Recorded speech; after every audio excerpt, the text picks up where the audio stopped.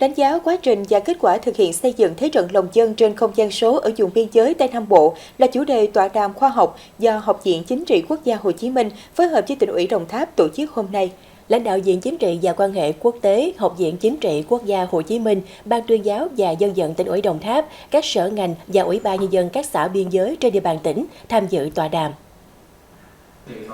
Tại buổi tọa đàm, các đại biểu tập trung đánh giá thực trạng quá trình triển khai xây dựng thế trận lòng dân trên không gian số tại các địa phương biên giới, đặc biệt là những kinh nghiệm của tỉnh Đồng Tháp sau khi thực hiện sắp xếp, kiện toàn tổ chức hành chính, đánh giá những kết quả đạt được trong xây dựng thế trận lòng dân trên không gian số. Các đại biểu cũng phân tích những khó khăn hạn chế và đề xuất nhiều giải pháp nhằm nâng cao hiệu quả xây dựng thế trận lòng dân trên không gian số, phù hợp với điều kiện thực tiễn của Đồng Tháp. Tọa đàm nhằm tìm ra giải pháp, kiến nghị hữu hiệu, giúp xây dựng thế trận lòng dân trên không gian mạng tốt hơn trong thời gian tới.